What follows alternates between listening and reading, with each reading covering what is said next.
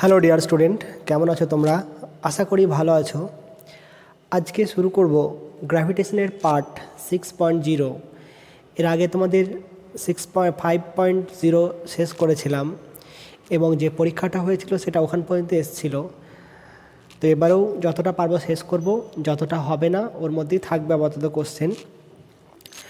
দেখো, আগের দিন ক্লাসে কী পড়েছিলাম সেটা হচ্ছে কি gravitational potential and electric field at the center of a square system mass and triangle mass system। আর কি পড়া হয়েছিল? potential at that point where the electric field is zero of two mass system। আর আজকে পড়ব কি gravitational potential energy for of a system of masses and Kepler's law। তো প্রথমে দেখে নিই আগের দিন ক্লাসে কি পড়েছিলাম। দেখো, পড়া হয়েছিল কি যে একটা মাস আছে m1 m2 আর এটা হচ্ছে কি m1। বলা ছিল কি যে এদের যে বিন্দুতে potential energy electric field zero, ধরে নাও এই বিন্দুতে ইলেকট্রিক ফিল্ড জিরো, তাহলে এই বিন্দুতে বিভব কত হবে? সেই ভি এর মান কত এসেছিল? -g/r m1 plus m2 plus 2√m1 m2, এরকম একটা এসেছিলো মনে হয়, যত সম্ভব একটু চেক করে নেবে কি এসেছিলো। ঠিক আছে, এখানে যখন ইলেকট্রিক ফিল্ড জিরো করেছিলাম প্রথমে ধরে নিয়েছিলাম কি এখান থেকে দূরত্ব হচ্ছে r1, এটা r2 ধরে নিয়েছিলাম, নিয়ে বের করেছিলাম। আর এটা কী করেছিলাম যে এটা ট্রায়াঙ্গেল আছে, ট্রায়াঙ্গেলে এখানে তিনটে ভর রাখা আছে, এই বিন্দুতে ইলেকট্রিক ফিল্ড কত, ও বিন্দু পোটেনশিয়াল এনার্জি কত, মানে বিভব কত, পোটেনশিয়াল এনার্জি বলো ভিও সমান কত, এগুলো আমরা বের করেছিলাম। দেখছিলাম কি ইলেকট্রিক ফিল্ড জিরো হয়েছিল, কারণ এখানে যদি এম থাকে এখানেও এম, এখানেও এম, তাহলে এই দুটোর জন্য এই দিকে কাজ করছে আর এটার জন্য বিপরীত দিকে, দুটো সমমানের, এর লব্ধিটা এদিকে যা হবে এই দুটোর লব্ধি কী হবে? এর সমান হবে, অর্থাৎ বিপরীতমুখী হওয়ার জন্য জিরো হয়ে যাবে। এবং এর ভিও মানটা কত এসেছিল? -3√3gm/r, এ ছিল, এ লিখলাম এ। এটা ছিল কি এর ক্ষেত্রে।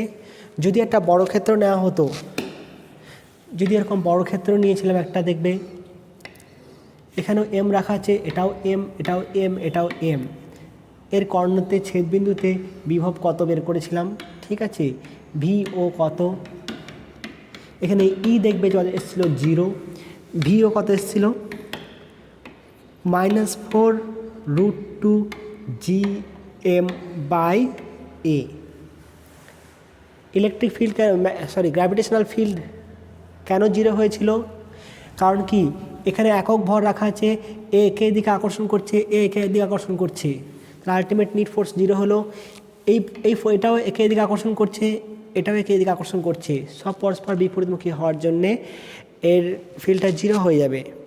এটা আমরা পড়েছিলাম আপাতত। এরপর আজকে পড়ব গ্র্যাভিটেশনাল পোটেনশিয়াল এনার্জি। আর বিভবটা কি ছিল? বিভবটা ছিল কি একক ভরের বস্তু আনতে, একক ভরের বস্তুকে অসীম থেকে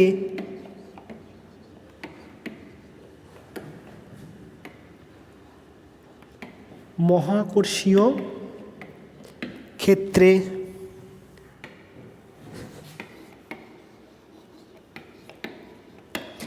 আনতে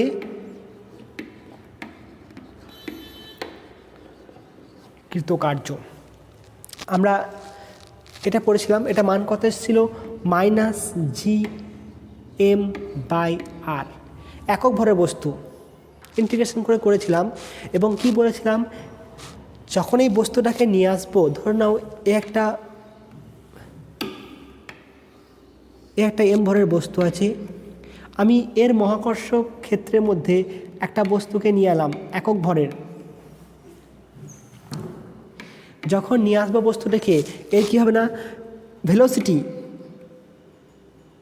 এর পরিবর্তন হবে না, বা এটি কনস্ট্যান্ট, এটি ধ্রুবক থাকবে, এটি ধ্রুবক থাকবে। মানে এমনভাবে নিয়ে আসবো যাতে কোনো রকম গতির পরিবর্তন না হয়, সেই কন্ডিশন ধরে করা আছে। তারপর কি বলেছিলাম যে মহাকর্ষীয় বিভব মানে কি, অসীমের সাপেক্ষে, অসীমের সাপেক্ষে দেখবে এসেছিল মাইনাস ইন্টিগ্রেশন করে জি এম, এটা 1/r মাইনাস 1/∞। তাহলে এটা এসেছিলো, বা এরকম এসেছিলো হয়তো, বা এটা প্লাস এসেছিলো, এটা ইনফিনিটি ছিল, এটা আর ছিল, যাই হোক এটা ছিল। তার মানে কি, এটা কি অসীমের সাপেক্ষে, অসীমে বিভব, এটা মান কত ছিল 0। তাহলে অসীমে বিভবটাকে 0 ধরে আমরা বিভব প্রভেদ পার্থক্য নির্ণয় করেছিলাম, মানে জাস্ট পার্থক্য নির্ণয় করেছি। কোনো বিন্দুর পোটেনশিয়াল বলতে শুধুমাত্র সেটা পার্থক্য, একটা রেসপেক্টে হয়, এগুলো আমরা পড়েছি। এরপর দেখো আজকে শুরু করব কি, মহাকর্ষীয় পোটেনশিয়াল এনার্জি। এনার্জিটা কি, বিভবের ক্ষেত্রে কি বলেছিলাম যে একক ভরের বস্তুকে আনতে যে পরিমাণ কার্য করতে হয়, ঠিক আছে। এখানে একক ভরের নয়, হচ্ছে কি এম ভরের একটি বস্তুকে, এখানে কি বলা আছে, মহাকর্ষের ক্ষেত্রে কোনো বিন্দুতে কোনো বস্তুর স্থিতিশক্তি বলতে ওই বস্তুকে অসীম থেকে ওই বিন্দুতে, তাহলে এখানে কি বলছে যে কোনো বস্তুর, এখানে বস্তুর ভরটা কি হবে, অবশ্যই একটা এম থাকবে, এখানে একক হবে না। তাহলে এম ভরের বস্তুকে, এম ভরের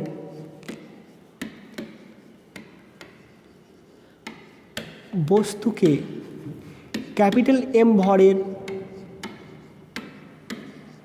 মহাকর্ষীয় ক্ষেত্রে আনতে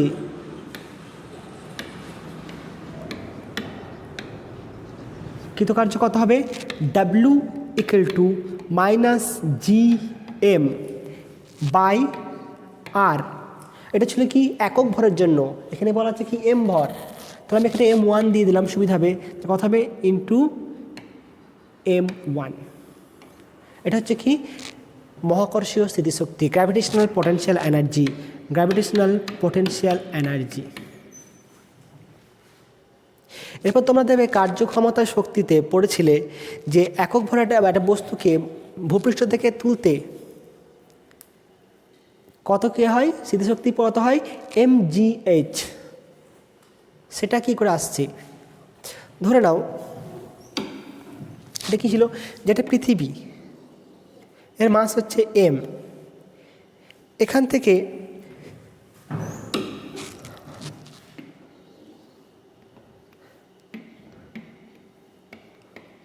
এই উচ্চতাটা বস্তু তুলতে কৃতকার্য কত করতে হবে, এই মোট দূরত্বটা যদি r হয় তাহলে কত হয়, W = -GM/M1/r। আর বলতে কত, R + h। এটা ছিল, তাহলে এর সাথে ওইখানে mgh-টা তাহলে কি হলো, তাহলে mgh-টা কী করে আসছে, mgh-টা কী করে আসছে ওটা আমরা দেখব। দেখো যদি বস্তুটি, কোনো বস্তু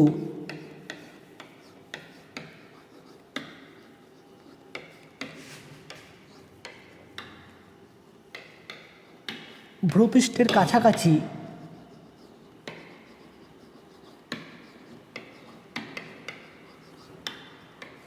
অবস্থিত হয়, তাহলে আমি কি লিখতে পারি, R = R, বা এটা বলতে পারি, তাহলে কত আসছে, গ্র্যাভিটেশনাল পটেনশিয়াল এনার্জি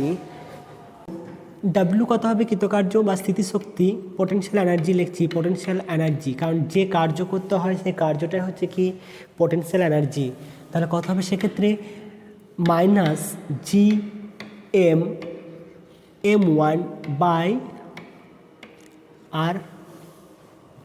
আবার দেখো আমরা জানি কি G = GM/R², অর্থাৎ GM সমান কত হবে, GR²। তাহলে এখানে কত লিখবো আমি, জি আর স্কোয়ার m1 বাই আর, তাহলে কত আসছে minus G M R m1 আর।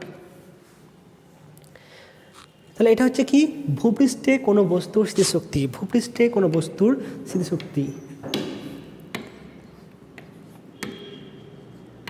ভূপৃষ্ঠে কোনো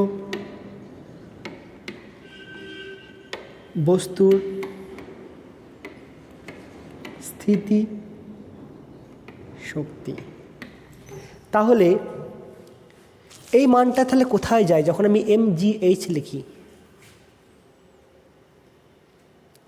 মানটা কোথায় যাবে? তাহলে এটাতে হওয়ার কথা ছিল এরকম, তাহলে ভূপৃষ্ঠ থেকে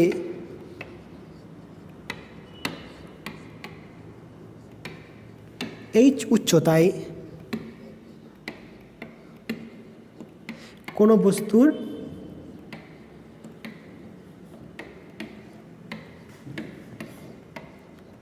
স্থিতি শক্তি।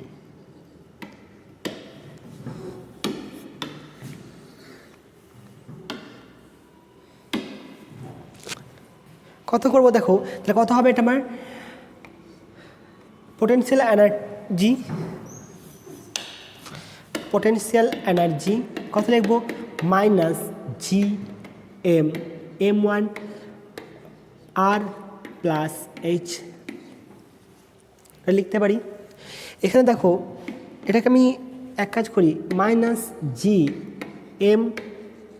m1 divide by R common নিলাম, তাহলে কত আসছে, কি বলেছিলাম গোনামিল দেবো তখনই আর কমন নিয়ে নেব, এইচ ডিভাইড বাই আর লিখতে পারি। তাহলে এরপর দেখো এখান থেকে আমরা লিখতে পারি কত, এটাকে যদি ওপরে তুলে দিই 1 প্লাস এইচ বাই আর, এটাকে ওপরে তুললে কত হবে, মাইনাস হবে, কত আসছে minus potential energy equal to minus G m1 divide by R 1 minus H by R. এখানে কি হবে, সরি ওপরে মাইনাস ছিল, মাইনাসটা লিখি, পরের ধাপে লিখছি এটা -1, ঠিক আছে। এবারে কি লিখতে পারি, সমান minus G m1 divide by R 1 minus H by R. লিখতে পারবো তো না, পারবো না, কারণ এটাকে ভাঙলে কি হবে, এর পরের টার্মটা কি আসবে, মাইনাস এইচ বাই আর, তারপরে কি হবে H square by R square, তারপরে H cube by R cube. তাহলে এই টার্মগুলো কী করলাম, নগণ্য ধরলাম। তাহলে কি H square R square H cube R cube, এই পদগুলি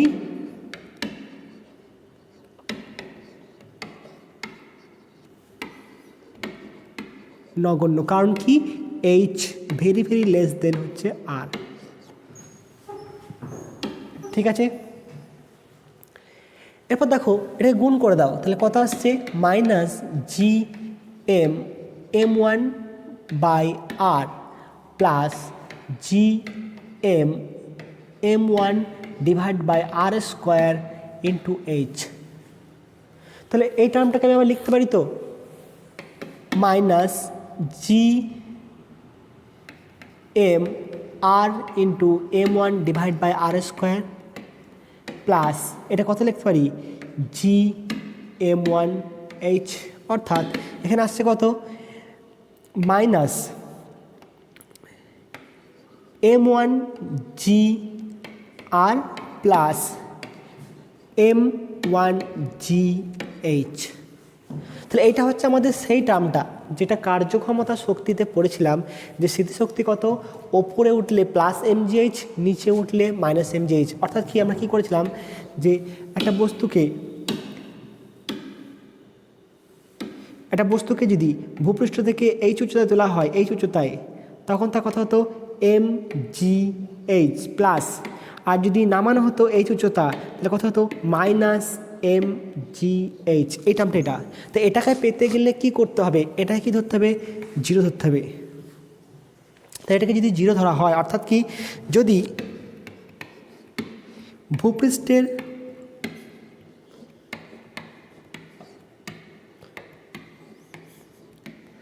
স্থিতিশক্তি শূন্য ধরা হয়, ধরতে পারি তো নিশ্চয়ই মনে আছে, রেফারেন্স ফ্রেমের কথাটা মনে আছে। তা আমি যেটাকে রেফারেন্স ফ্রেম নেব তার পোটেনশিয়াল এনার্জি কত ধরতে পারি, জিরো ধরতে পারি, কোনো অসুবিধা নাই। সেখানেও কিন্তু রেফারেন্স ফ্রেমের স্মৃতিশক্তি জিরো ধরেছিলাম বলে এমজিএইচ লিখতে পেরেছিলাম। অর্থাৎ এটা কথা হবে, তাহলে কথা পোটেনশিয়াল এনার্জি এইচ উচ্চতায়, এইচ উচ্চতায় বস্তুর স্থিতিশক্তি সমান এম জি এইচ। ঠিক আছে, নোট করে নাও।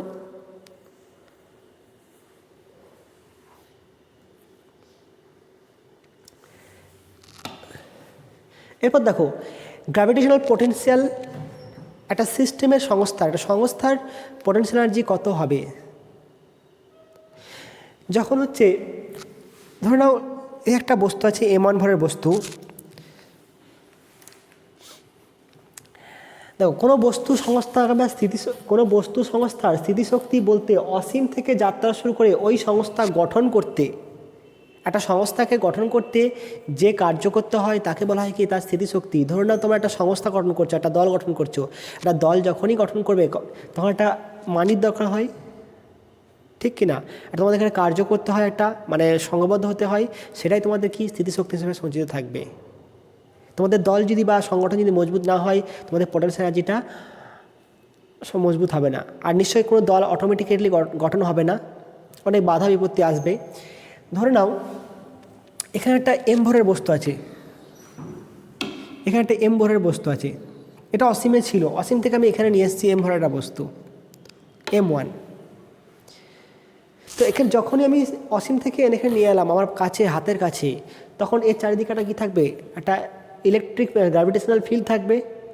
তাহলে অপর একটা বস্তুকে যখনই আনতে যাব এখানে m2কে,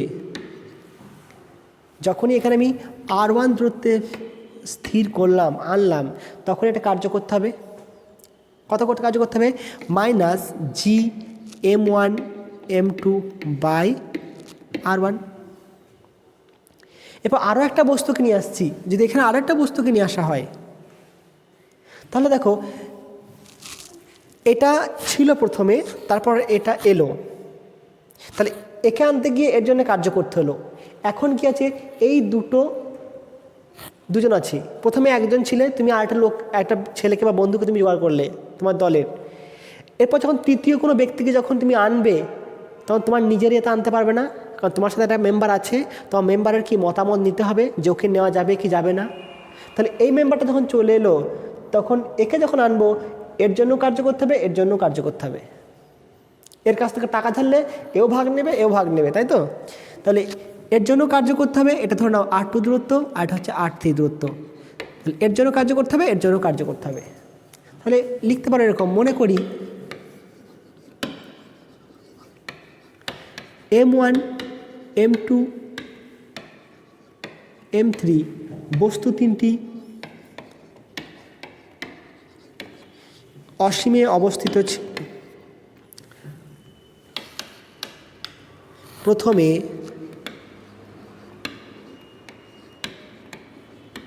অসীমে অবস্থিত ছিল, ঠিক আছে? m1কে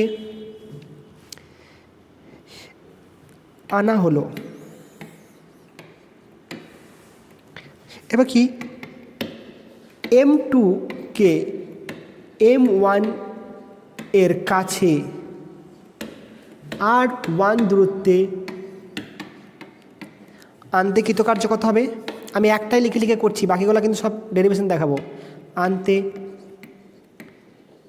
কৃতকার্য কত হবে W1 ইকুয়াল টু কত হলো minus G M1 M2 by R1, এটা হচ্ছে কি W1, একে আনতে কৃতকার্য। এরপর হচ্ছে কি M1 ও M2 এর কাছে বা এদের মহাকর্ষীয় ক্ষেত্রে, আগে মহাকর্ষীয় ক্ষেত্রে কথাটা উল্লেখ করি নেই, মহাকর্ষীয় ক্ষেত্রে M3 অপর একটি বস্তুকে আনতে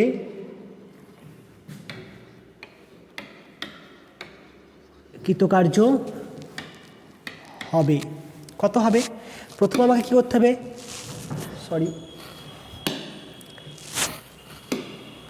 প্রথমে এর জন্য করব কত দূরত্ব আছে R3 দূরত্বে, তাহলে প্রথমে হচ্ছে M1 এর জন্য, তাহলে M1 এর জন্য কার্য W2 কত হবে মাইনাস জি M1 M3, তাই তো? এখানে ছিল কি M1 এর জন্য, তাহলে M1 এখানে কত এসছে, এটা M3 এসছে, তাহলে M1 M3 দূরত্ব কত R3, তাহলে কত আসছে আমার এখানে মাইনাস জি R3। M2 এর জন্য কত হবে, M2 এর জন্য W3 ইকুয়াল টু কত হবে মাইনাস জি M2, কাকে নিয়ে এসেছি M3 কে নিয়ে এসেছি, কত দূরত্বে নিয়ে এসেছি R2 দূরত্বে নিয়ে এসেছি R2। অর্থাৎ সংস্থাটি গঠন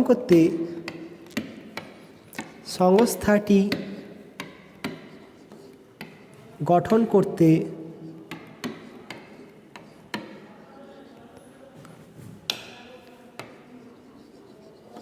মোট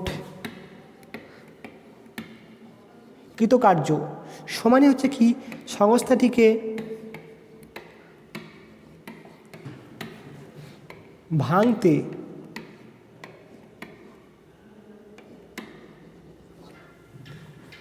মোট কার্য সমান কত হবে W1 plus W2 plus W3 সমান কত হবে minus G M1 M2 by R1 plus G M2 M3 আর কত 2 plus G M1 M3 by R3, ঠিক আছে?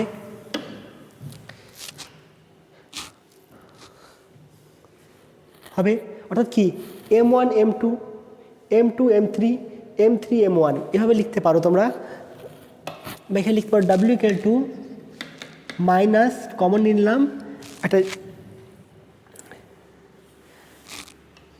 জি M1 M2 R1 প্লাস জি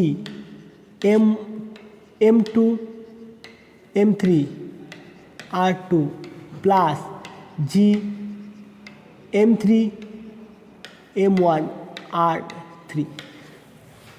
12 23 31 1 2 3 1 2 3,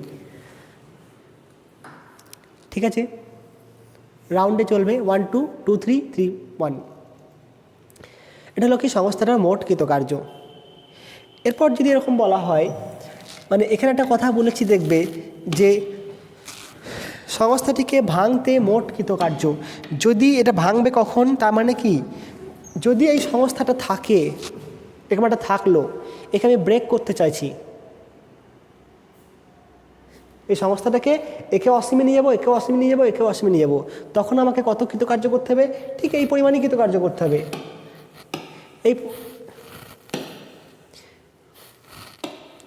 এই পরিমাণই কৃতকার্য করতে হবে, গঠন করতে যে পরিমাণ কার্য করতে হবে, ওই সংস্থাটাকে ভাঙতে একই পরিমাণ কার্য করতে হবে, এরপর যদি কোশ্চেনটা এরকম থাকতো, ধরে নাও এরকম আছে, তিনটে বস্তু এরকম আছে, এ একটা আর এ একটা আছে, একটা সমবাহু ত্রিভুজ আছে, এদের মধ্যে দূরত্ব বলে দিলে ধরে নাও 1 মিটার করে, ঠিক আছে, M1 M2 M3। তাহলে এই মুহূর্তে এটা যদি R1 হয়, এটা R2 হয়, এটা যদি সবগুলো একই মান, এটা আর করে দিলাম, এটা আর, এটা আর, এটা আর। তাহলে এই মুহূর্তের শক্তি কত? এটাই শক্তি লেগেছে আছে, এই মুহূর্তে এরা সংঘবদ্ধ হয়ে আছে, এর শক্তি আছে এতটা, একে ভাঙবো, এতটা পরিমাণ শক্তি লাগবে ভাঙতে গেলে।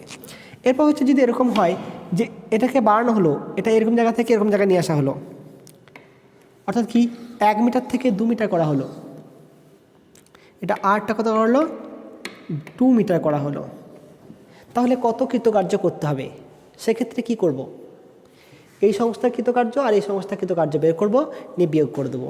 এর পটেনশিয়াল এনার্জি বের করব সংস্থার, আর এর পটেনশিয়াল এনার্জি বের করব, ঠিক আছে। নিয়ে কত করবো? Potential energy 1 number minus potential energy 2 number. তাহলেই কী হবে? অতটা পরিমাণ কার্য করতে হবে। বোঝা গেছে নিশ্চয়ই? এরপর যদি এরকম বলে এইটা গঠন করতে, এটা বড় ক্ষেত্র গঠন করতে কৃতকার্য কত হবে? এখানে আছে একটা, এখানেও আছে, M1 M2 M3 M4, R1 R2 R3 R4। তাহলে ভাববো কেমন কৃতকার্য? দেখো, প্রথমে হচ্ছে যখন এটা একা ছিল তখন কি এর গ্র্যাভিটেশনাল ফিল্ড ছিল, যখন এখানে নিয়ে এলাম তখন এর জন্য কার্য করতে হবে। সে কার্যটা কত? আমি একবার লিখছি, পটেনশিয়াল এনার্জি মাইনাস জি, এটার সাথে এর কার্য M1 M2, দূরত্ব কত R1, প্লাস যখন এটা বসে গেল এটাও বসে গেল, এটা বসাতে এত কার্য করতে হলো, একে আনতে কোনো কার্য করতে হয়নি। কারণ কি? কারণ কোনো গ্র্যাভিটেশনাল ফিল্ড ছিল না। ফিল্ড থাকলে তবে কার্য করতে হবে, বল যদি না থাকে কার্য করে কি হবে? এরপরে এটাকে নিয়ে আসছি, তাহলে এটাকে যখনই আনবো এর জন্য কার্য করতে হবে, এর জন্য কার্য করতে হবে, যেটা হচ্ছে আগেরটা করেছি। কথা হবে এর জন্য কার্য করতে হবে আর এর জন্য কার্য করতে হবে, এটা বের করতে হবে। ধরে নাও এটাকে আমি R1 নাম দিলাম কত, এ, এটাকেও এ, এটাকেও এ, এটাকেও এ, তিনটে বাহু হচ্ছে এ। তাহলে এটা কত লিখবো?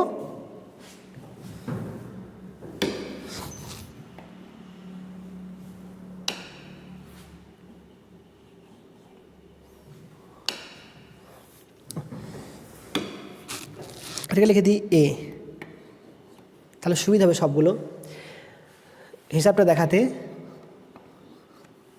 দেখো, যখন এটাকে নিয়ে আসছি এই দূরত্বটা কত, A√2, কত হবে? মাইনাস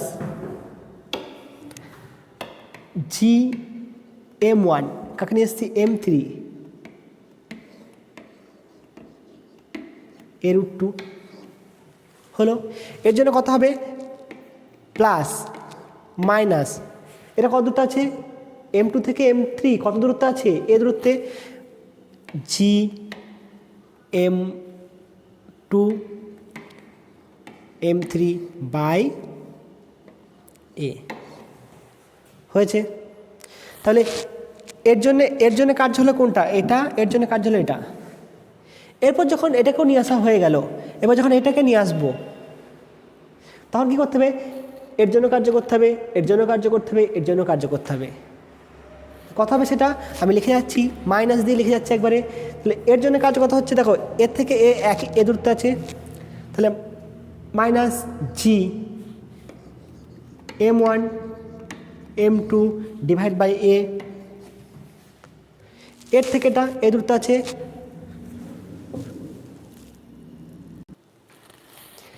হলো। তাহলে M1 এর জন্য হয়ে গেল। এরপর M3 এর জন্য দেখি কত দূরত্ব আছে, এ দূরত্বে M4 minus G M3 M4 divide by A, এটা হলো।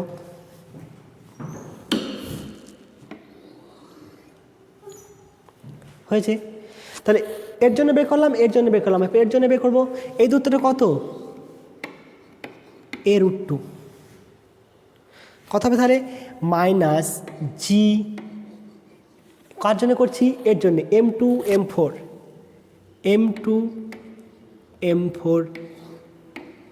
a√2।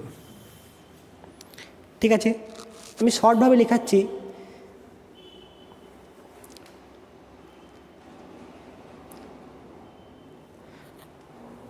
ঠিক আছে, দেখো কোনো অসুবিধা,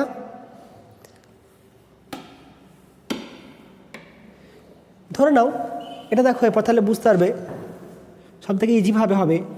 যদি এরকম হয়,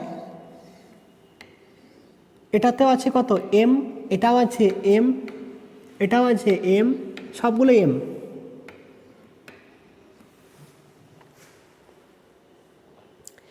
মোট কতগুলো কম, চারটা আছে, চারটা মাস 4C2, মানে কথা হবে 4 into 3 factorial, 3 into 2 factorial divide by 2 factorial into 2 factorial,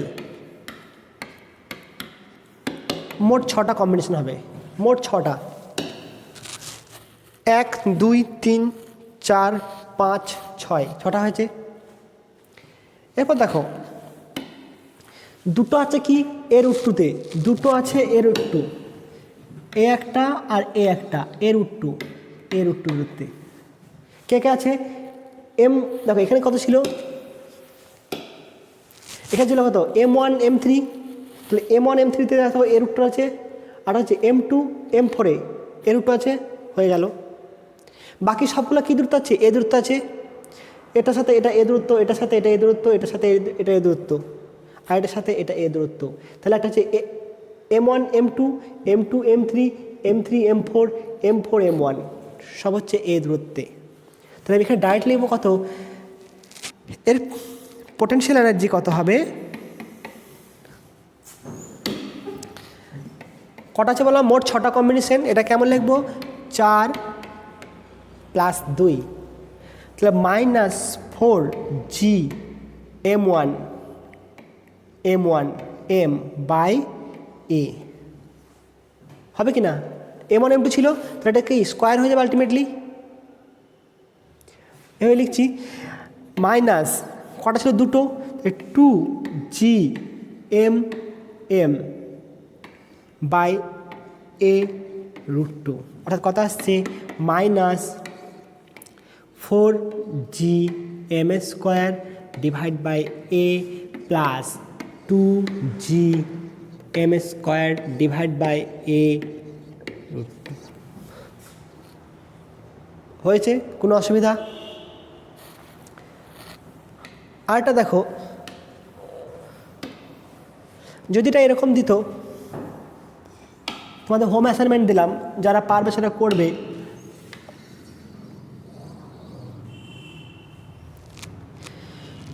যদি এরকম হয়, একটা ঘনক তৈরি করতে হয়, ঘনক,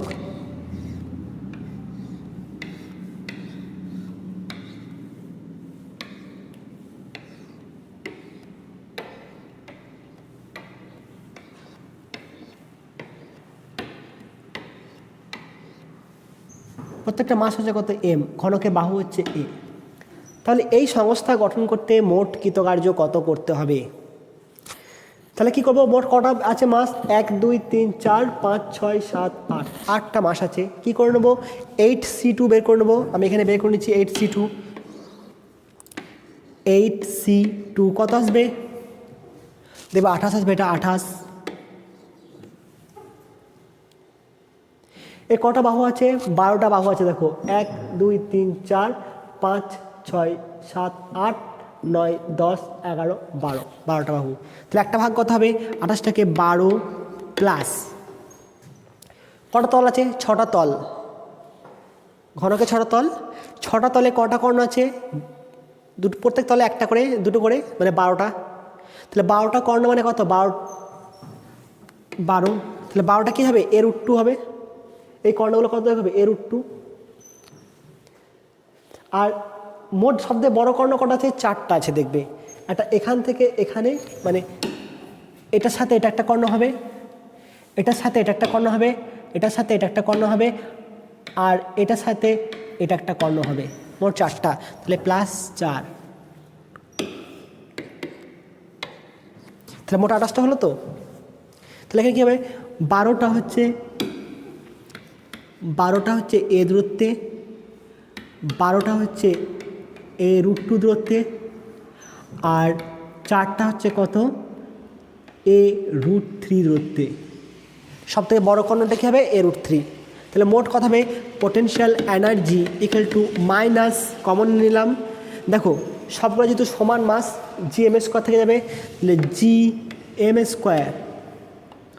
বাই a, gm² কমন নিলাম, একটা হবে কি 12 প্লাস, তারপর একটা কথা হবে 12/√2, 12/√2, দেখো 12 gm/√2 প্লাস কটা আছে? 4টা, তাহলে 4/√3 হবে কি হবে না?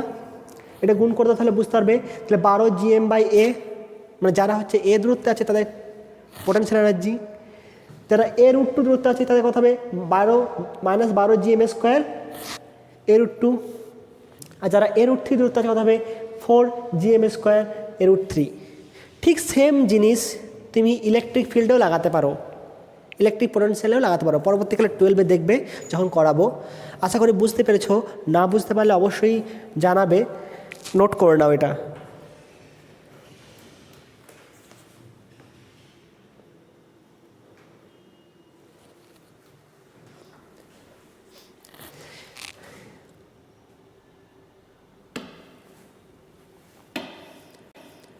এরপর দেখো কেপলারের সূত্র, কেপলারের প্রথম ল কি বলছে? উপবৃত্ত আমরা এতদিন পরে যে কি বৃত্তাকার কক্ষপথে ঘুরে, কেপলার কি বলছে যে সূর্যের চারিদিকে গ্রহগুলি কীভাবে উপবৃত্তাকার কক্ষপথে আবর্তন করে, এবং সূর্য কি করে? যে কোনো একটা ফোকাসে থাকবে, সূর্য যে কোনো একটা ফোকাসে থাকবে। তাহলে এ একটা যদি উপবৃত্ত হয়, উপবৃত্তটা ভালোভাবে আসেনি,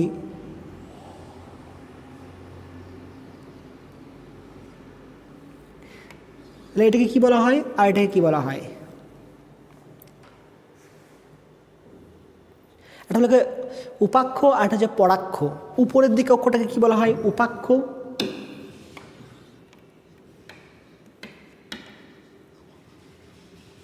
আর কি বলা হয়? পরাক্ষ।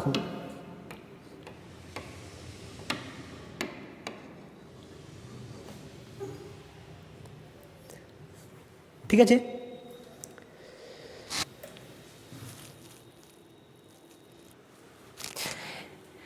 এটাকে কী দিয়ে প্রকাশ করা হয়? 2a, আর এটা কী ধরা হয়? 2b দ্বারা প্রকাশ করা হয়। এর কোথায়? এখানে একটা নাভি থাকে s, এটা হচ্ছে s, এটা s1, এটা s2। তাহলে কী বলছে? গ্রহগুলো সূর্যের চারিদিকে উপবৃত্তাকার কক্ষপথে আবর্তন করবে, এবং হচ্ছে কি সূর্য যে কোনো একটা নাভিতে অবস্থান করবে বা ফোকাসে অবস্থান করবে। তাহলে গ্রহগুলি সূর্যের চারিদিকে উপবৃত্তাকার কক্ষপথে প্রদক্ষিণ করে, এবং সূর্য থাকে কি উপবৃত্তের একটি ফোকাসে। এরপর হচ্ছে কি আমরা বৃত্ত ধরে কেন করতাম? এদের কি হয়? গ্রহগুলির গতিপথের ক্ষেত্রে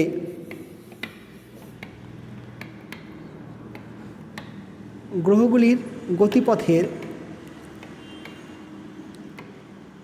উপাক্ষ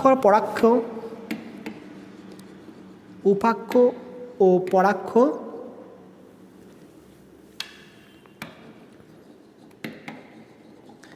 প্রায় সমান।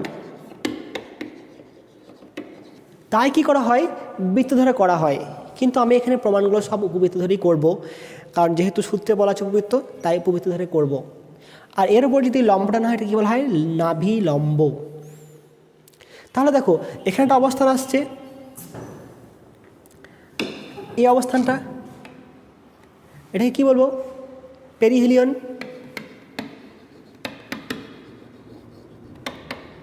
অনুসুর। আর হচ্ছে কি অ্যাপিহিলিয়ন।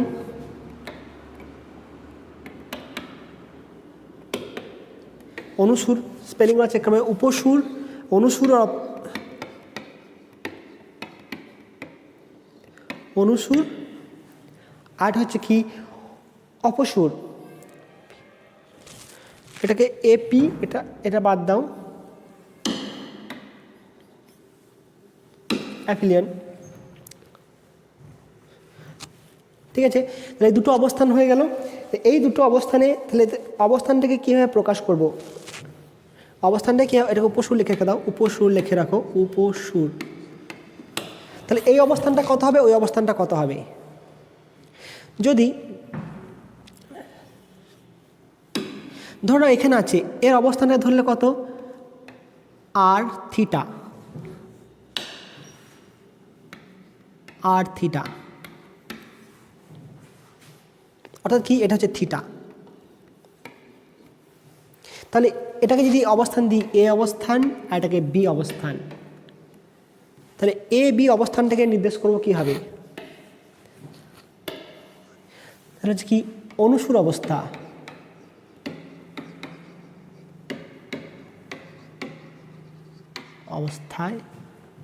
স্থানে আর এ, বা প্রথমে লেখো এটা যে কোনো মুহূর্তে অবস্থান,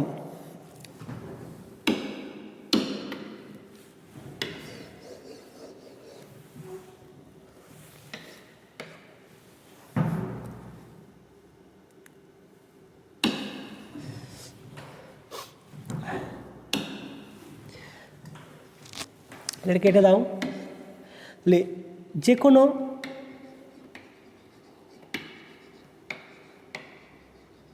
অবস্থান কত হবে, আর ইকুয়াল টু লিখলাম কত, L/1 plus E cos theta. এখানে এলটা কি, সেমি রেক্টাম, অর্ধ, অর্থ হয়ে গেল অর্ধ নাভি লম্ব, আর এটা হচ্ছে কি এসেন্ট্রিসিটি,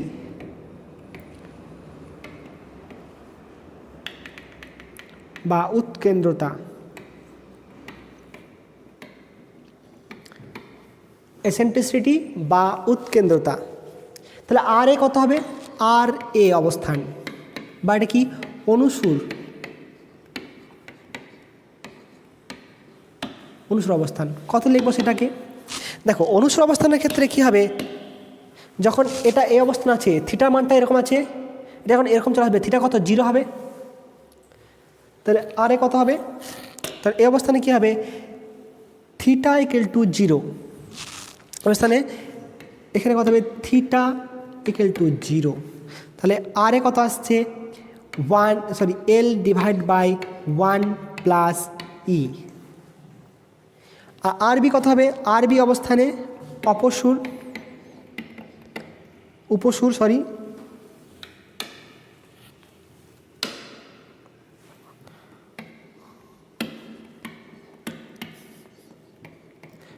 উপসুর অবস্থানে থিটা কত হবে, দেখো এটা যদি এরকম চলে যায় ওই অবস্থানে, মানে সূর্য যদি এখানে থাকে, তাহলে কত হবে, থিটা মানটা 180 degree, theta equal to 180 degree. তাহলে আর বি কত হবে, আর b equal to L/1 minus e. তাহলে এটা হচ্ছে 1 প্লাস ই, আর এটা হচ্ছে 1 মাইনাস ই। এটাকে অন্যভাবে বের করা যায়, অন্যভাবেও লেখা যায়, আমি লিখছি, দাঁড়াও একটু পরেই, নোট করো এটাকে।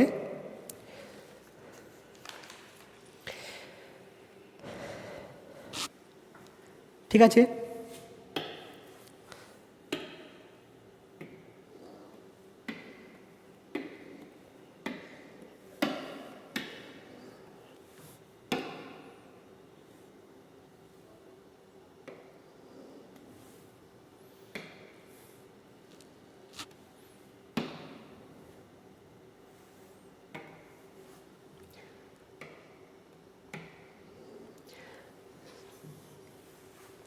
দেখো অন্যভাবে কীভাবে লেখা যাবে, যদি এরকম করে লিখি যে ধরো একটা উপবৃত্ত আছে,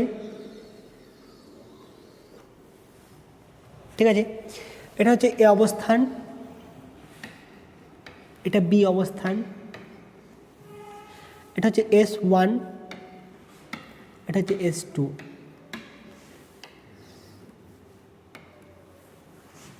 ঠিক আছে, এটাকে ও ধরো।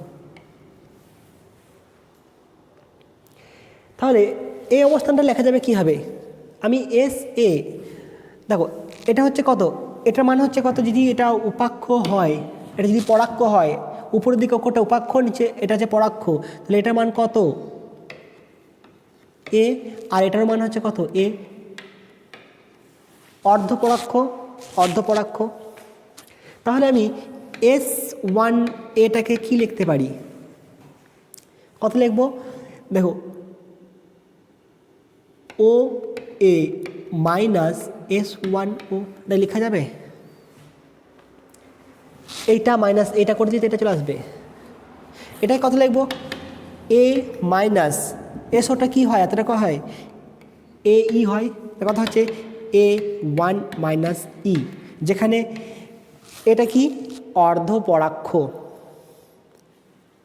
ঠিক অনুরূপে কী লিখতে পারি, S1b, সূর্য এখানেই আছে, তখন দূরত্বটা কী হবে, এখান থেকেই মাপবো, তাহলে এখান থেকে এটা হচ্ছে কি অনুসুর অবস্থান, এটা হচ্ছে অনুসুর, আর এটা হচ্ছে অপসুর, তাহলে S1bটা কত হবে, কত লিখব, তাহলে এইটা প্লাস এইটুকু, তাহলে কী লিখব যে S1b সমান S1o প্লাস OB, তাহলে S1o কত হবে, AE প্লাস A সমান কত হবে, A কমন নিলাম 1 প্লাস E,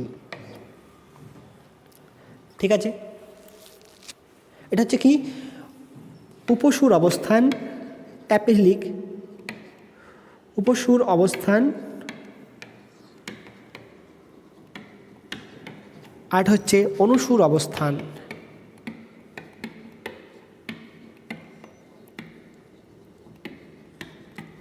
এরপর যদি তোমাকে চায় যে সর্বোচ্চ এবং সর্বনিম্ন বেগের অনুপাত কত, সেক্ষেত্রে মানটা কত হবে, দেখো যখন কোনো একটা গ্রহ আবর্তন করছে এখানে, তখন আবর্তনের সময় কী হবে, একটা কৌণিক ভরবেগ ধ্রুবক থাকবে, তাহলে সর্বোচ্চ বেগের অনুপাত মানে হচ্ছে কি এই পজিশনের বেগের অনুপাত, তো এখানে হচ্ছে কি দূরত্ব কমে যাচ্ছে, তাহলে আমরা কি যদি এরকম হয় L ইকুয়াল টু MVR, মানে M1 V1 R1 equal to M2 V2 R2, তাহলে এটা মানটা যদি ধ্রুবক থাকতে হয়, M এর মানটা স্থির, Mটা স্থির, এখানে দেখো R1 এর মানটা কি হচ্ছে কমে যাচ্ছে, তাহলে এটা যদি কমে যায় তাহলে এটাকে অবশ্যই বাড়তে হবে, যদি না বাড়ে তাহলে তো ধ্রুবক থাকবে না। যদি 5 গুণিত 2 সমান কত হয়, 10 হয়, তাহলে এটাকে যদি বাড়িয়ে দিই, এটাকে যদি 5 করে দিই, তাহলে অবশ্যই এটাকে কমাতে হবে, তাহলে এটাকে কমালে এটাকে বাড়াতে হবে, এটাকে বাড়ালে এটাকে কমাতে হবে, তবে তো সে 10 থাকবে, ঠিক আছে।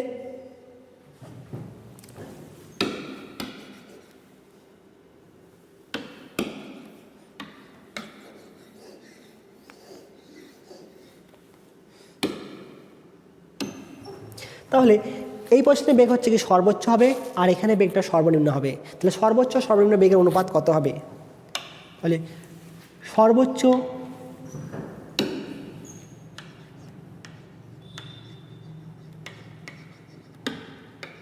ও সর্বনিম্ন বেগের অনুপাত,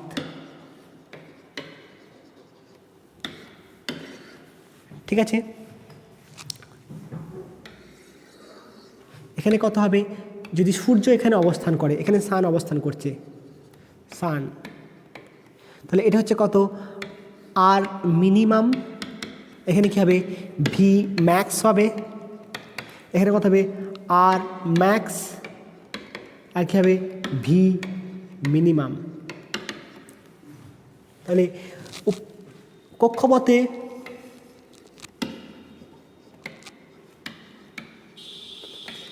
আবর্তনশীল গ্রহের মোট কৌণিক ভরবেগ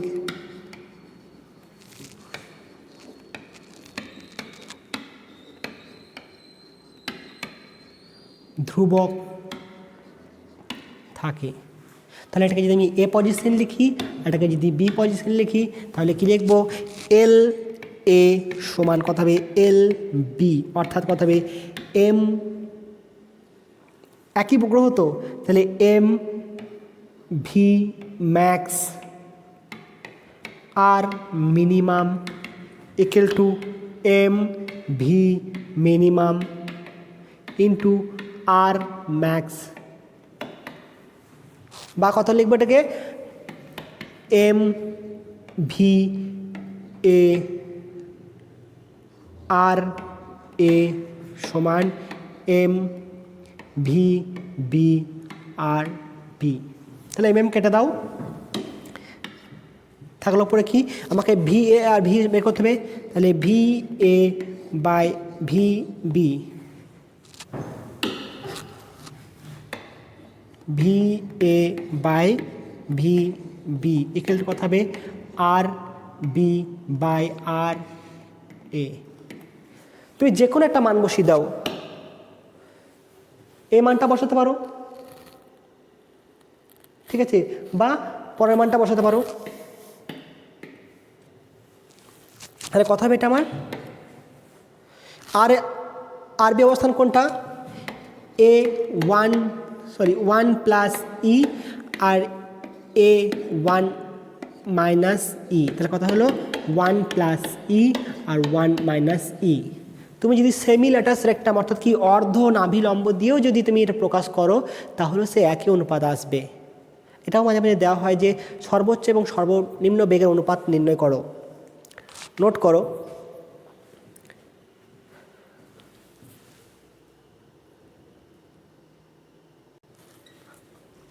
এরপর দেখো দ্বিতীয় সূত্রটা কি বলছে, এটাকে এঁকে নিই ভালো করে।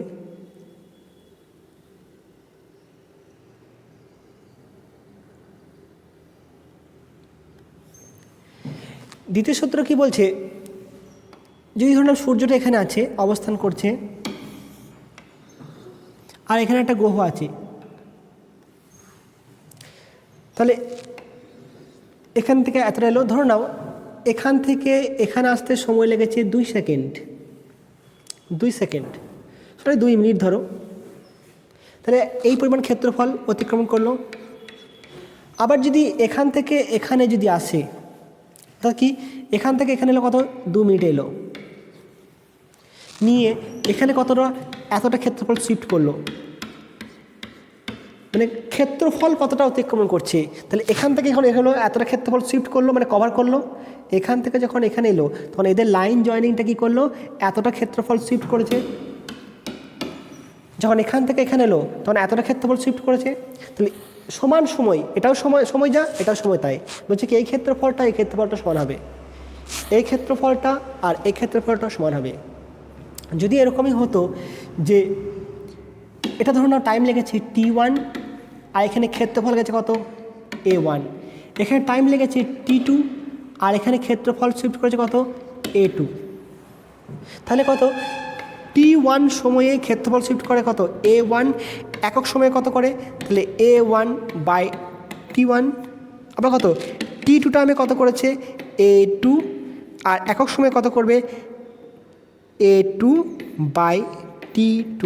তাহলে কি বলছে? এটা সমান, অর্থাৎ কি A1 বাই T1 সমান A2 বাই T2। তার মানে কি লিখতে পারে? এই মানটা কি ধ্রুবক।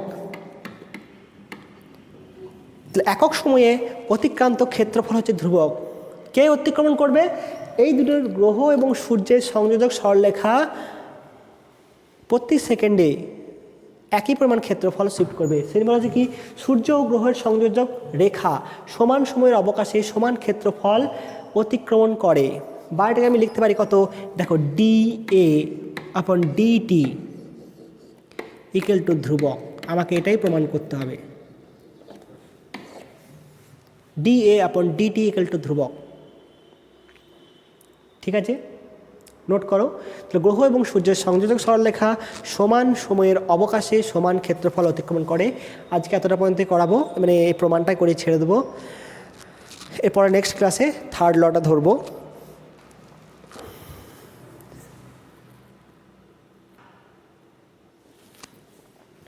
এরপর দেখো দ্বিতীয় সূত্রের প্রমাণ।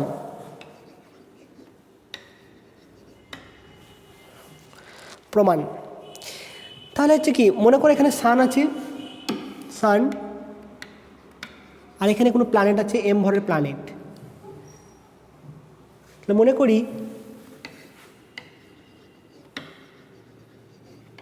মনে করি কোনো এক সময়, কোনো এক মুহূর্তে গ্রহের এম ভরের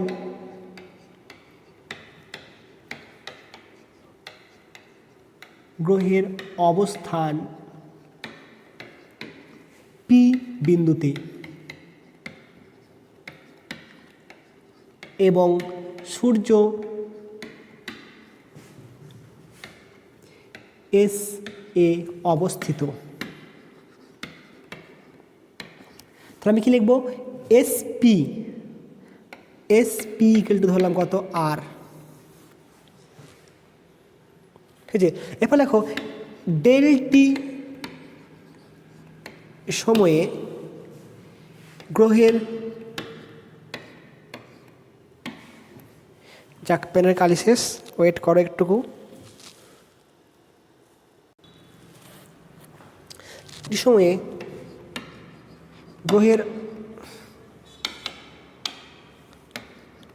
গ্রহের অবস্থান হয় কিউ বিন্দুতে,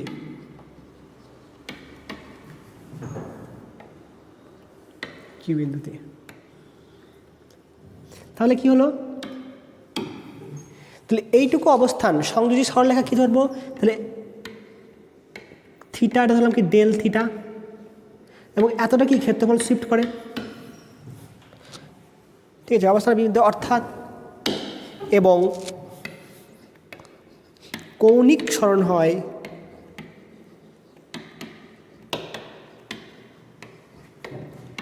ডেল থিটা। ঠিক আছে, তো গ্রহ এবং সূর্যের সংযোজক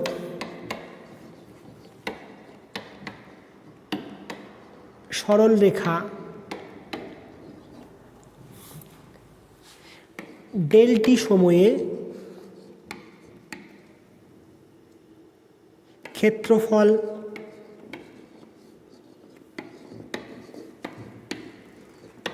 অতিক্রম করে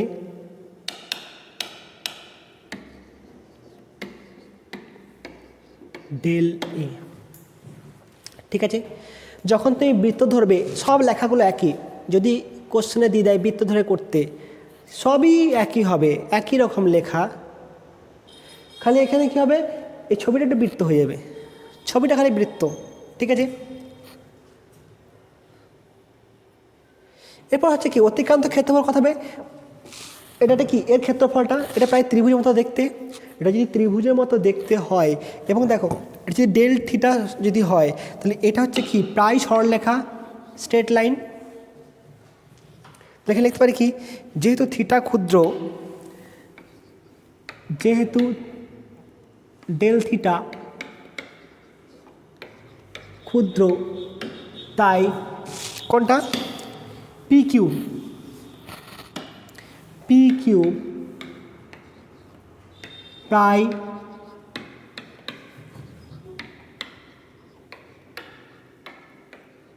সরল রেখা।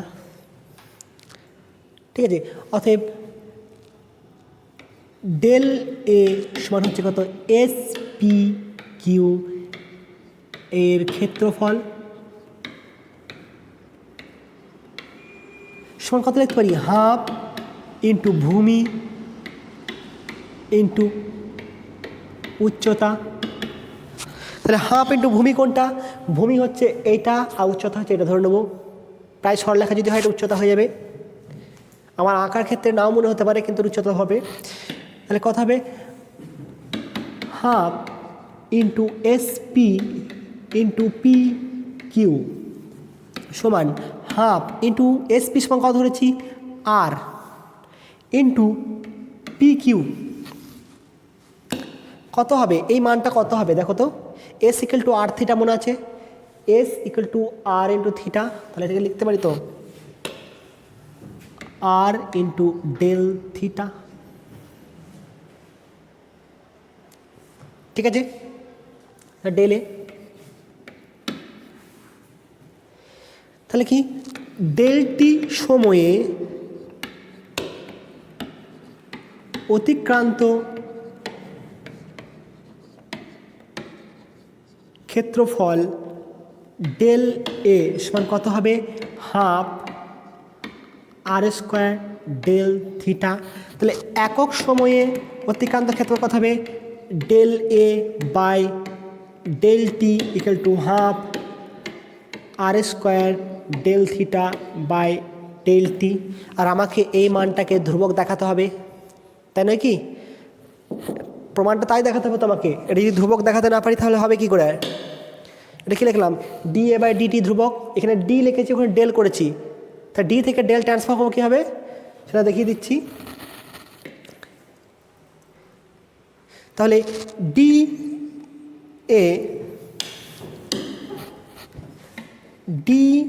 এ আপন ডেল টি ইকুয়াল টু কত লিখবো limit del T tends to zero, del theta খুবই ক্ষুদ্র হয়, তাহলে হয়ে যাবে কথা হবে ডেল এ ডেল টি সমান কত লিখবো হাফ আর স্কোয়ারটা বাইরে বের করে দিলাম, কথা হবে limit del T tends to zero D theta upon del theta del T. এটা নাও করতে পারো, ডাইরেক্ট ডি ধরে নিতে পারো, ডি এ ডিটা ধরতে পারো, কোনো অসুবিধা নেই। ঠিক আছে, তাহলে এটা লিখবো কেমন আমি সমান দেখো হাফ আর স্কোয়ার, এটা কত লিখবো ডি থিটা ডিটি মানে কি ওমেগা হবে কি না? এটাকে 1 নম্বর সমীকরণ দাও, এটাকে 1 নম্বর দাও, এটাকে 2 নম্বর সমীকরণ দাও। ঠিক আছে, কোনো অসুবিধা?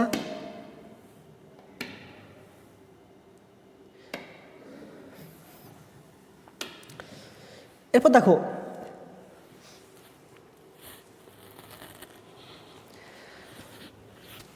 এরপর হচ্ছে কি আবার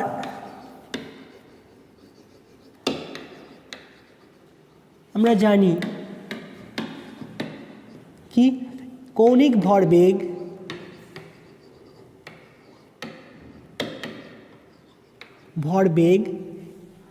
এল equal to M v r হয়, বা কি লিখতে পারি m omega square m omega r square, v equal to omega r বসাও তাহলে এটা আসবে। এবার তুমি যেটা আগে বের করেছিলে দেখো ডি এ ডিটি যেটা বেরিয়ে এসেছিলো কত ডি এ ডি টি, আমাকে প্রমাণ করতে হবে কি এটা ধ্রুবক, এটা কত এসেছিলো হাফ আর ওমেগা। আর ওমেগা বলতে কি এখানে অবস্থিত, তাহলে এখান থেকে এই দূরত্বটা হচ্ছে কত, বা এই দূরত্ব ছিল কত আর, যখন গ্রহটার অবস্থান বা এটাও হচ্ছে আর, কারণ এটা যদি ক্ষুদ্র হয় তো এটা আর হলে এটা আর হবে, মানে কি গ্রহ এবং সূর্যের সংযোগ সরলরেখা। তাহলে এই আরটা তো যদি গ্রহটা এখানে উপগ্রহটা যদি এখানে আসে, গ্রহটা যদি এখানে আসে আর এর মান পরিবর্তন হয়ে যাচ্ছে, ওমেগার মানটাও পরিবর্তন হবে কৌণিক বেগের, কারণ এটা বৃত্ত তো নয় যে কৌণিক বেগ একই থাকবে, কারণ বেগ বৃদ্ধি পাচ্ছে ভি ইনক্রিজ হবে। তাহলে এখানে হচ্ছে কি দুটোই ভ্যারিয়েবল, এটাও ভ্যারিয়েবল, এটাও ইনক্রিজ ডিক্রিজ হতে পারে, এটাও ইনক্রিজ ডিক্রিজ হতে পারে, তাহলে এটা কোনোটাই ধ্রুবক নয়। তাহলে এমন একটা টার্মে নিয়ে যাবো যেটা ধ্রুবক, সেটা হচ্ছে এই কৌণিক ভরবেগ, কিন্তু যেখানেই থাক না কেন এর কৌণিক ভরবেগ ধ্রুবক থাকবে। তাহলে এটাকে লিখতে পারি কত দেখো ওমেগা আর স্কোয়ার সমান কত লিখবো, তাহলে ওমেগা আর স্কোয়ার সমান হচ্ছে কত এল বাই এম, এটা 3 নম্বর সমীকরণ। তাহলে 2 ও 3 থেকে পাই পাই। 3 কি ছিল? এটা ছিল, তাই তো, আর স্কোয়ার ওমেগা ছিল। তাহলে কত হবে এটা আমার? ডি এ বাই ডি টি সমান কত হবে? হাফ কত ইন্টু এল বাই এম, অর্থাৎ এল বাই 2m। এটা হচ্ছে কি? সমান ধ্রুবক। কৌণিক ভরবেগ হচ্ছে ধ্রুবক, এটা কোনো সময় পরিবর্তন হবে না, ঠিক আছে। আর এম, গ্রহটার ভরের কোনো পরিবর্তন হবে না কোনো সময়। তুমি ভেঙে নিয়ে আসতে পারো, সেটা আলাদা ব্যাপার, কিন্তু এমনি পরিবর্তন হবে না। তাহলে এটা আমরা হলো ধ্রুবক। এটা হচ্ছে কি? দ্বিতীয় সূত্রের প্রমাণ। এটা হচ্ছে দ্বিতীয় সূত্রের প্রমাণ। তোমাকে যদি এটা করে দেয়, মানে যদি বলে বৃত্ত ধরে করতে, একই আসবে, একই রকম হবে, শুধু খালি বৃত্ত হয়ে যাবে, আর কিছু নয়। নোট করে নাও।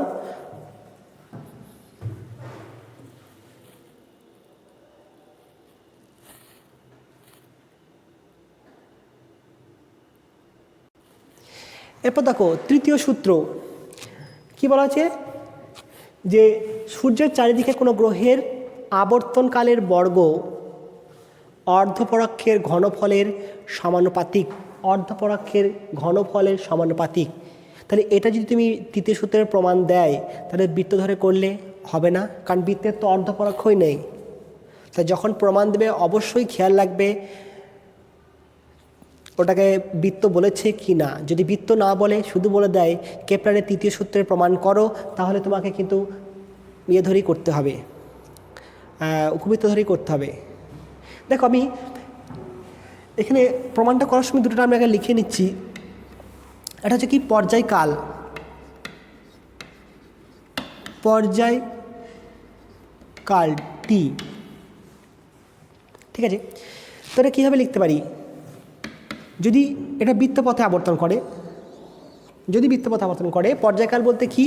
এখান থেকে স্টার্ট করে আবার এখানে ফিরে আসতে যে সময় লাগবে, তাহলে কত পথ যাচ্ছে? 2πr। তাহলে কি? মোট পথ বাই বেগ, মোট পথ বাই বেগ করব। এটা কার জন্যে? বৃত্তর জন্যে।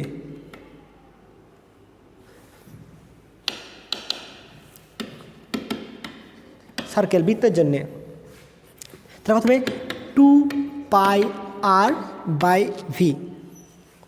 কিন্তু এখানে তোমার বৃত্ত নাই, এখানে কি আছে? উপবৃত্ত আছে। তাহলে এক্ষেত্রে কত হবে? এর পরিধি কত হবে জানি না, কিন্তু এর ক্ষেত্রফল জানা যায়। দেখো আমি জানি কি এর মোট ক্ষেত্রফল কত, সমান লিখতে পারি কত, বা লেখা যাবে কি মোট ক্ষেত্রফল টি ইকুয়াল টু মোট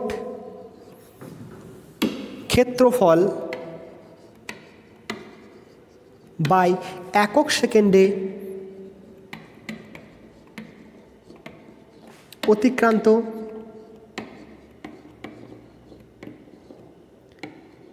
ক্ষেত্রফল। তাহলে একক সেকেন্ডে মানে কি প্রত্যেক সেকেন্ডে কত ক্ষেত্রফল, মোট ক্ষেত্রফল কত হয় পাই এ বি মোট ক্ষেত্রফল ও বৃত্তের হয়, এটা জানা আছে।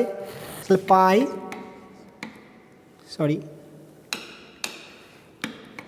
পাই এ বি, এটা হচ্ছে কি অর্ধপরাক্ষ অর্ধপাক্য, এটা উপবৃত্তের ক্ষেত্রফল।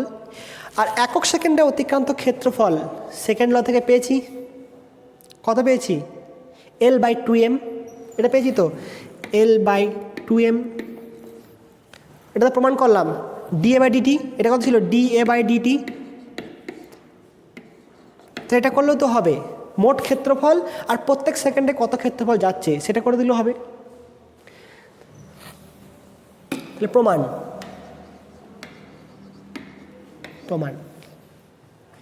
তাহলে উপবৃত্তের ক্ষেত্রফল কত হবে, উপবৃত্তের ক্ষেত্রফল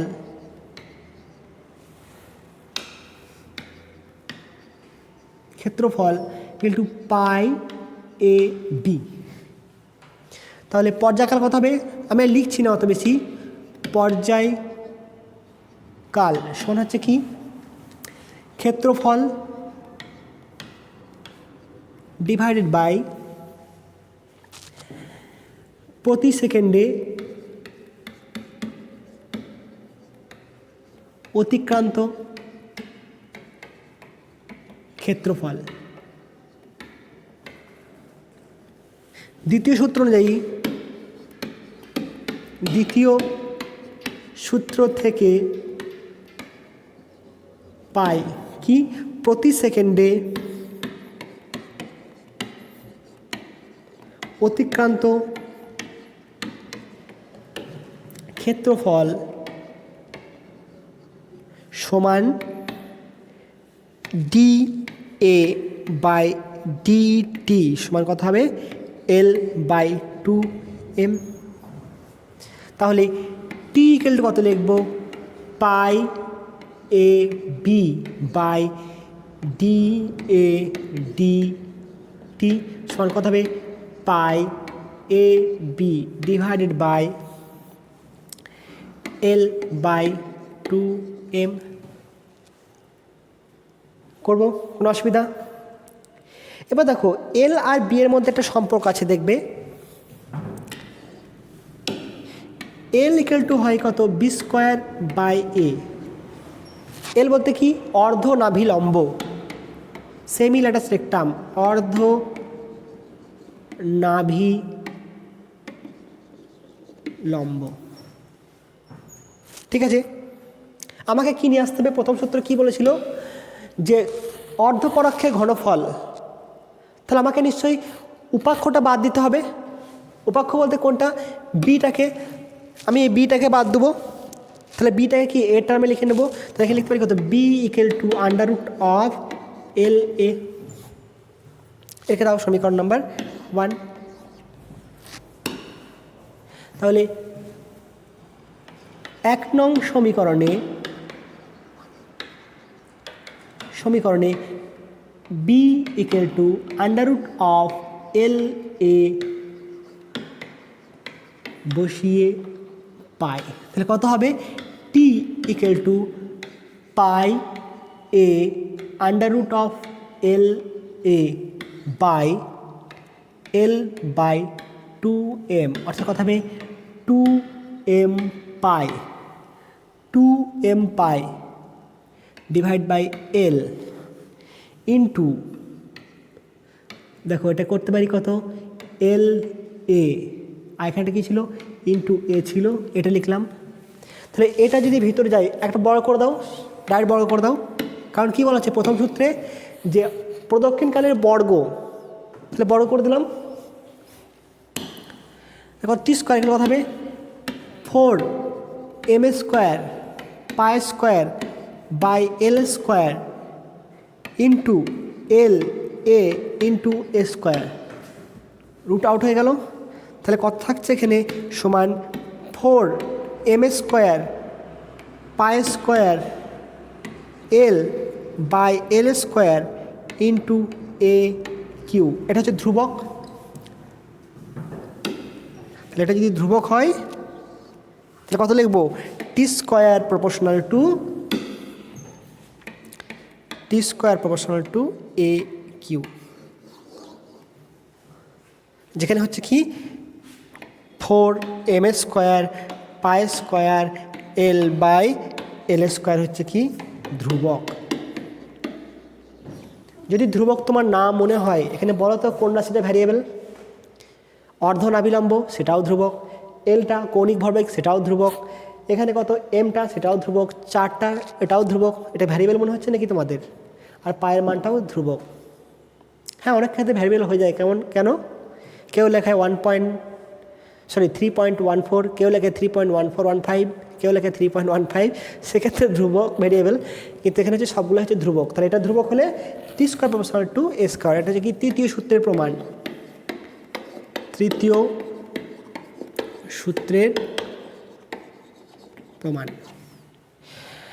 আজকে এখানে পর্যন্তই থাক, ভালো থেকো। অনেক লেন্দি হয়ে গেল ক্লাসটা, এটা শেষ করে দিলাম একবারেতেই। Have a nice day.